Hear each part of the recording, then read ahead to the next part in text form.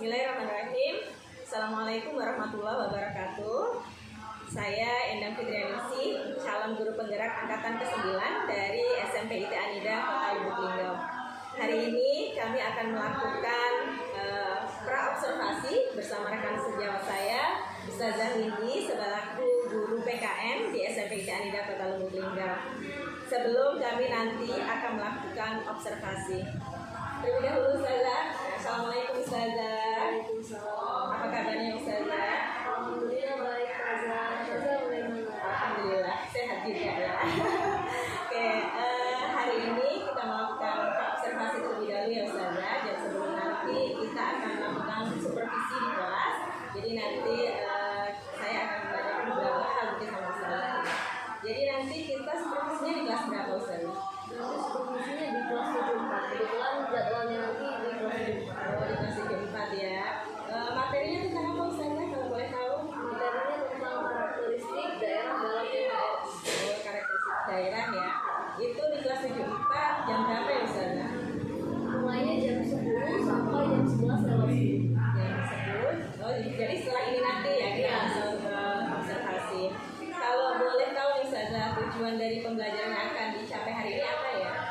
Tujuan pembelajaran hari ini ada 4. Yang pertama itu setelah mengikuti pembelajaran peserta didik mampu menjelaskan pengertian karakteristik daerah dengan tepat. Kemudian yang kedua, peserta didik mampu menemukan karakteristik daerah dengan tepat. Yang ketiga, peserta didik mampu untuk menelaah karakteristik daerah dengan tepat. Yang terakhir, peserta didik mampu menampilkan karakteristik daerah dengan tepat.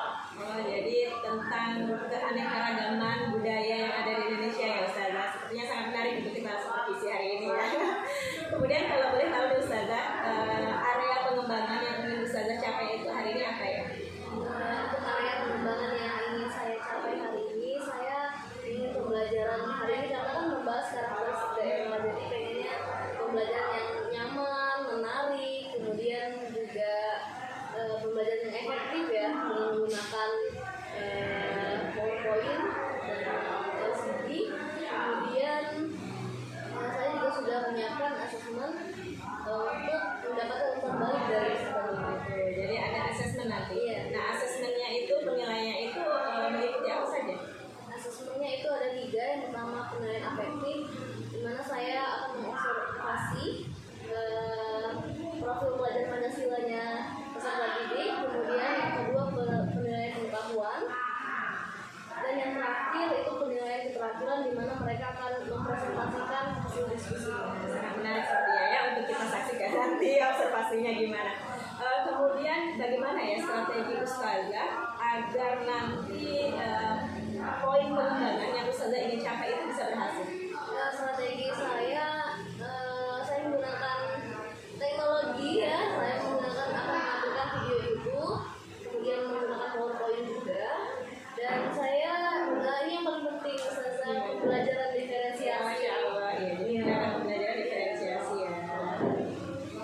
Kemudian nanti Ustazah kita akan masuk ke kelas ya setelah ini, jadi ya masuk ke kelas di jam 10 sampai jam 11 lewat 10. Nah nanti setelah kita observasi, kedepannya itu nanti kita akan ada pasca observasi Ustazah. Jadi nanti pada saat pasca observasi saya akan didampingi oleh observer, yaitu pengajar praktik saya. Nah nanti insya Allah akan saya hubungi kapan bisanya, tapi setelah observasi yang jelas Ustazah ya. Jadi nanti mohon berkenan untuk bisa hadir. Demikianlah pasca observasi, pra-observasi yang telah saya lakukan bersama Ustazah Windy. Setelah ini kami akan melakukan observasi atau supervisi di kelas yang akan diajar oleh Ustazah Windy. Siapa?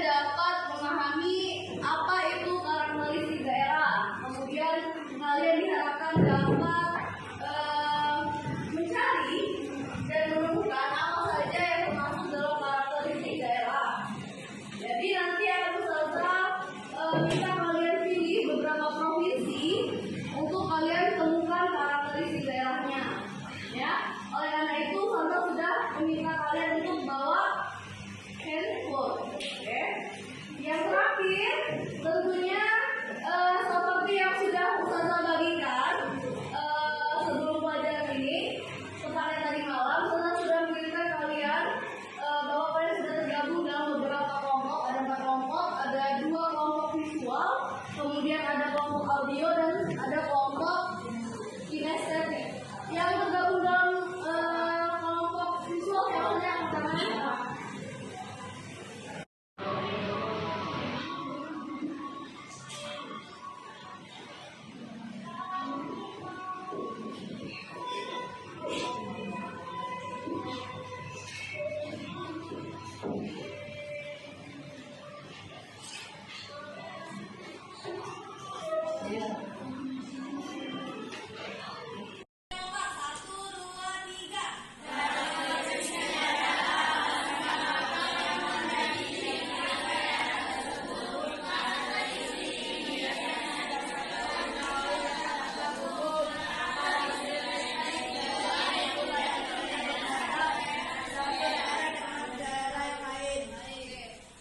Fokus dengan kalimat karakteristik daerah itu menjadi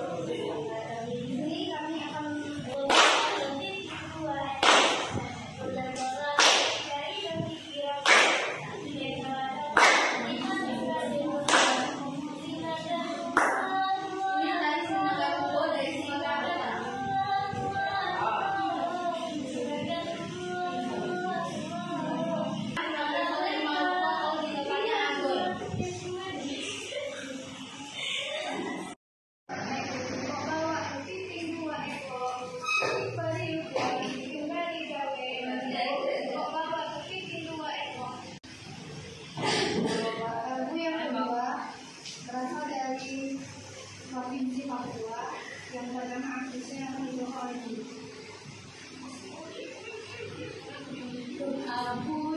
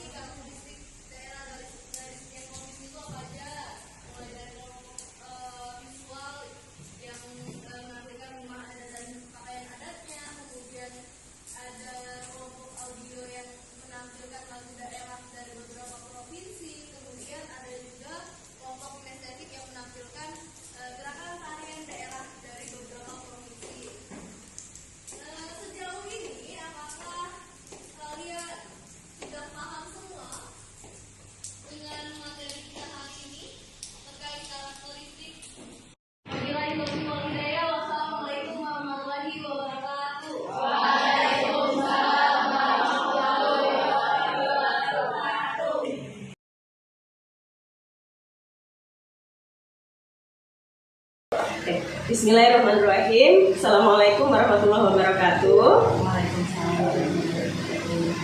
Alhamdulillah, setelah beberapa waktu yang lalu telah dilakukan proses observasi di kelas Ustazah Windy sebagai guru mata pelajaran PKN. Hari ini kami akan melakukan pasca observasi yang akan didampingi oleh pengajar praktek kami, yaitu Ibu Emi.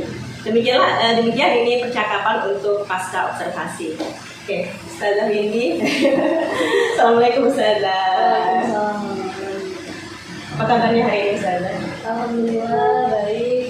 Ustazah dan Ibu gimana kabarnya? Alhamdulillah luar biasa.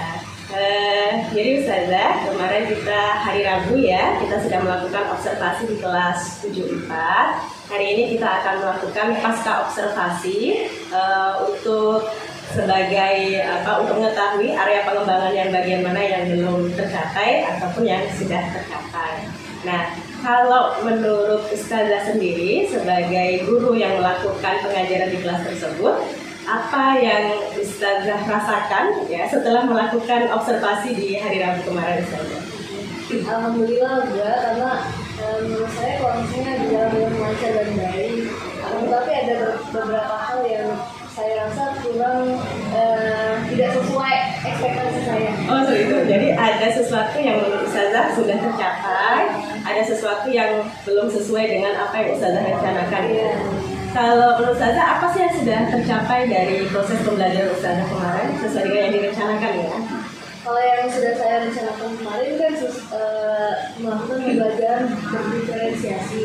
Jadi saya sudah berhasil membuat kelompok-kelompok anak berdasarkan gaya belajarnya, mulai dari audio, visual, dan kinestetik. Dan alhamdulillah anak juga bisa menghasilkan produk berdasarkan kelompoknya. Tapi sayang sekali yang saya harapkan juga yaitu tidak tercapai adalah membuat LKPD dan mendapatkan umpan balik dari peserta didik. Oh, seperti itu. Jadi alhamdulillah Ustazah sudah bisa melakukan proses pembelajaran diferensiasi ya kemarin. Namun pada proses penilaian dan umpan balik Ustazah belum memperoleh itu.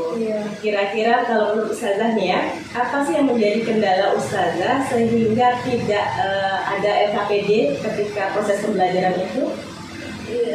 Menurut saya yang membuat tidak ada LKPD itu karena saya tidak dapat memanajemen waktu saya dengan baik. Jadi saya tidak sempat membuat LKPD sebelum proses pembelajaran itu berlangsung. Seperti ya. Jadi pada proses manajemen waktu ya Ustazah. Apa yang membuat proses manajemen waktu itu tidak terrealisasi Ustazah? Yang menjadi kendala manajemen waktu Ustazah itu apa ya?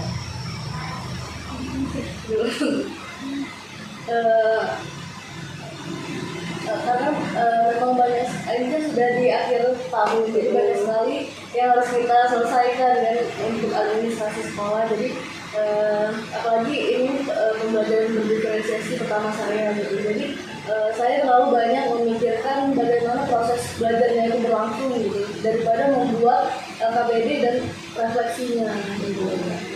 kendala yang Ustazah hadapi ketika LKPD itu tidak terbuat dengan siswanya gitu ya, apa Ustazah? Oh, kendala yang saya hadapi ketika LKPD Tidak ada gitu. tidak ada. Jadi saya terlalu fokus menjawab pertanyaan dari anak-anak gitu kan itu pertama kali kita belajar berdiskusi. Jadi anak-anak bertanya, ini gimana bahasa ini, kelompok kali ini gimana, kelompok kinetik ngapain gitu. Ya, jadi saya terlalu banyak fokus menjawab pertanyaan-pertanyaan itu daripada mengobservasi pekerjaan peserta didik gitu. Jadi lebih fokus ke siswanya sehingga observasi tadi untuk penilaiannya tidak terlaksana ya Ustazah. Kemudian kira-kira untuk apa yang bisa membuat Ustazah agar manajemen waktu Ustazah ini bisa lebih bagus lagi ke depannya? Tentunya saya akan belajar lagi manajemen waktu saya supaya saya itu siap gitu untuk melakukan penjagaan di masing-masing. Ya, jadi apa yang sudah direalisasikan bisa terwujud ya Ustazah. Oke, maksud saya setuju dengan Ustazah ini. Jadi memang manajemen waktu itu. Kemudian kapan kira-kira mulai rencana untuk belajar manajemen waktu Ustazah? Mulai hari ini juga saya langsung belajar ya. Mulai dari selesai wawancara ini saya harus belajar manajemen waktu saya supaya tidak terulang kembali. Semoga sesuai dengan rencana yang Ustazah. Kemudian siapa yang akan membantu Ustazah kira-kira untuk membantu peningkatan manajemen waktu di diri Ustazah itu? Karena saya masih tinggal sama orang tua, tentunya saya akan minta bantuan orang tua saya untuk mengingatkan saya. Kemudian saya juga akan meminta bantuan teman-teman ngajar saya, rekan sejawat, untuk membantu saya belajar manajemen waktu.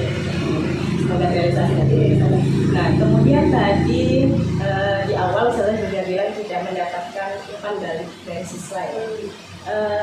Apa yang membuat siswa tidak bisa melakukan umpan balik atau kenapa umpan balik itu kok tidak bisa direalisasikan dalam proses pembelajaran? Ya, karena sebenarnya ini ada hubungannya juga dengan tidak membuat LKPD. Jadi kan saya terlalu banyak menjawab pertanyaan-pertanyaan peserta didik sehingga tidak terasa waktunya habis. Waktu belajarnya sudah habis. Kemudian saya yang sudah menyiapkan refleksi atau umpan balik itu tidak sempat memberikan kepada peserta didik. Jadi waktunya sudah selesai dan kertas tidak dibagikan. Karena Ustazah masih menggunakan manual ya untuk refleksi itu.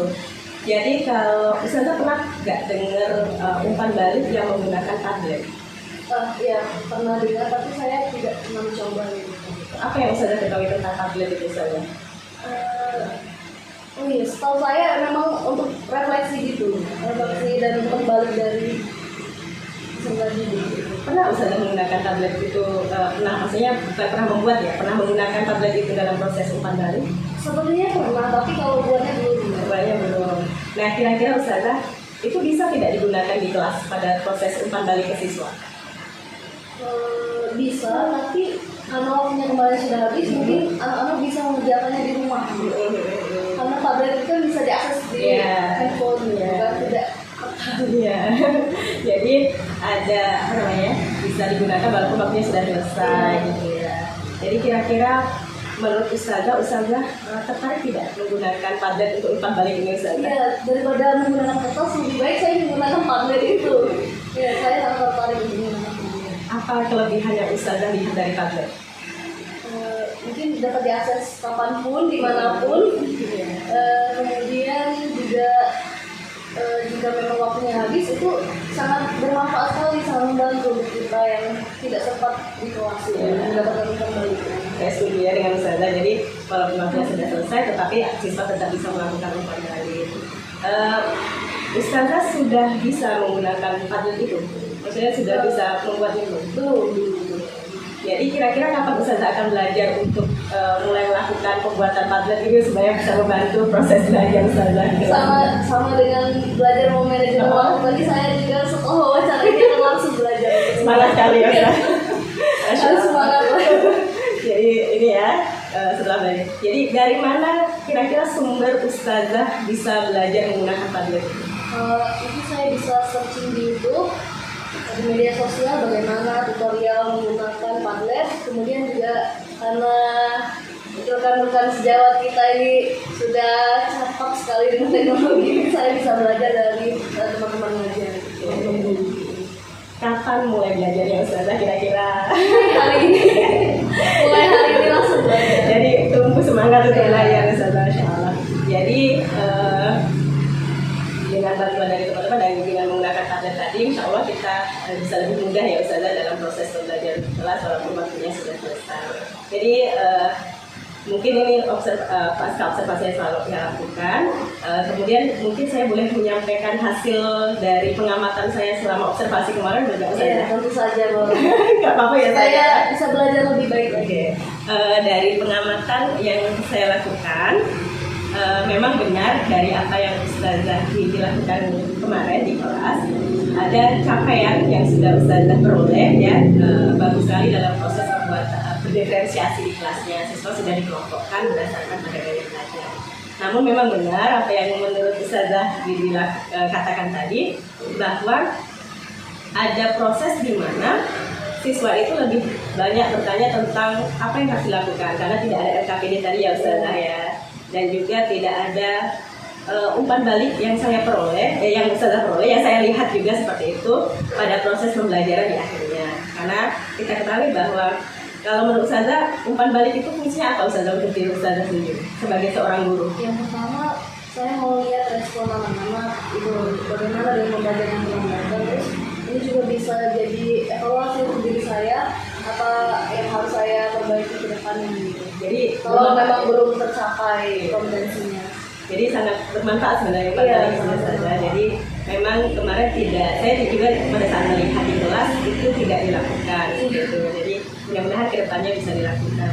Mungkin ini saja Ustazah untuk pasca observasi kita. Setelah observasi, terima kasih atas bantuan dari Ustazah untuk observasi di hari kemarin.